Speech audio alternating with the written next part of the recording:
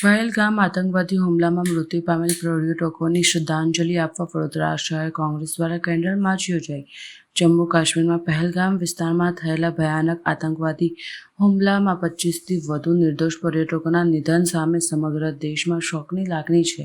આ હત્યાકાંડના શિકાર બનેલા નિર્દોષ લોકોને શ્રદ્ધાંજલિ આપવા વડોદરા શહેર કોંગ્રેસ દ્વારા આજે કેન્ડલ માર્ચનું આયોજન કરવામાં આવ્યું હતું।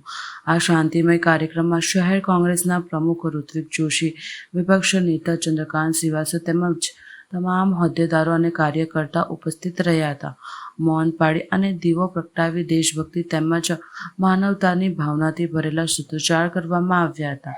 પક્ષ દ્વારા દુઃખદ ઘટનાની નિંદા કરવામાં આવી હતી અને ભાવપૂર્ણ શ્રદ્ધાંજલિ અર્પણ કરવામાં આવી હતી। સાથે જ કેન્દ્ર સરકાર સામે દેશમાં સુરક્ષા વ્યવસ્થાને વધુ મજબૂત કરવાની માંગ પણ ઉઠી હતી। પહેલગામમાં જે આતંકવાદી હુમલો, કાયરતાપૂર્વક આતંકવાદી હુમલો કરીને સામાન્ય પ્રજાજનોના જે જીવ લીધા છે એ બહુ દુઃખદ ઘટના છે। વડોદરા શહેર કોંગ્રેસ પરિવાર પ્રભુ ચરણમાં પ્રાર્થના કરીએ છીએ કે એ તમામની આત્માને શાંતિ મળે, એમને શ્રદ્ધાંજલિ આપવા માટે અહીંયા સૌ ઉપસ્થિત છે। ઘણા બધા લોકો ઈજાગ્રસ્ત છે, એ જલ્દી સાજા થાય, એમના ઘરે જઈ શકે એવી પણ પ્રાર્થના કરીએ।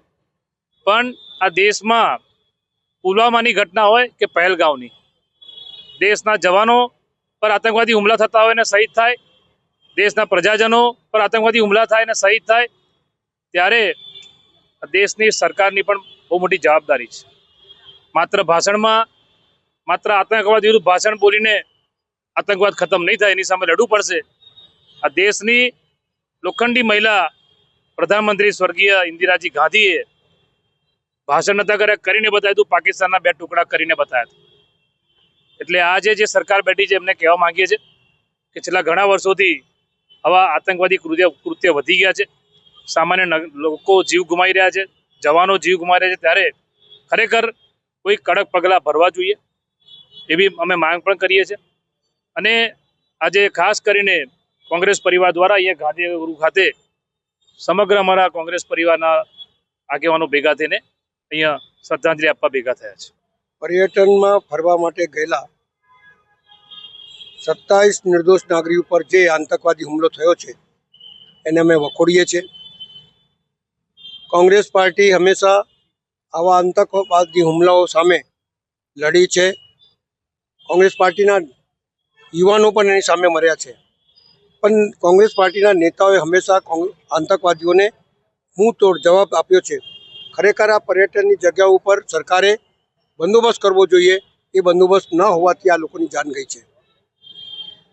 અમે આજે પણ કોંગ્રેસ પાર્ટી તરત જ કીધું છે કે એવી ઘડીની અંદર અમે તમારી જોડે છીએ। કોઈ પણ આતંકવાદી હોય ને જે દેશના હિન્દુસ્તાની ઉપર હુમલો કરે એને નેસ્તો નાબૂદ કરવું જોઈએ એવું સ્પષ્ટ અમે માનીએ છીએ। વાર્તાઓ નહીં પણ એક્શન જોઈએ, અને એક્શન કોંગ્રેસ પાર્ટીના નેતાઓએ કરી બતાડી। લાલ બહાદુર શાસ્ત્રીની અંદર આતંકવાદી ઘૂસ્યા તો લાહોર દેખાડેલું, ઇન્દિરા ગાંધીના ટાઈમ પર થયું તો 2 ટુકડા કર્યા, જવાહરલાલ નહેરુએ આતંકવાદીને ભગાડ્યો। મંચ ઉપર ભાષણ શોભા નથી દેતા, લોકોની જાન ના જાય એવા પ્રબંધ કરવા જોઈએ એવી કોંગ્રેસ પાર્ટી માંગ છે। અમારા પ્રમુખે જે પ્રમાણે કીધું તે પ્રમાણે અમે લોકો એ પણ માંગ કરીએ છીએ કે દેશની અંદર આવા આતંકવાદી હુમલા થયા છે તો કોંગ્રેસ પાર્ટી વગર કહે સત્તા પર બેઠેલા લોકોને સમર્થન આપીને કહે છે કે તમે આવા લોકોને નેસ્તો નાબૂદ કરો, અને જ્યાં કોંગ્રેસ પાર્ટીની જરૂર પડશે આતંકવાદીને ખતમ કરવા માટે કોંગ્રેસ પાर्टी તમારી સાથે છે।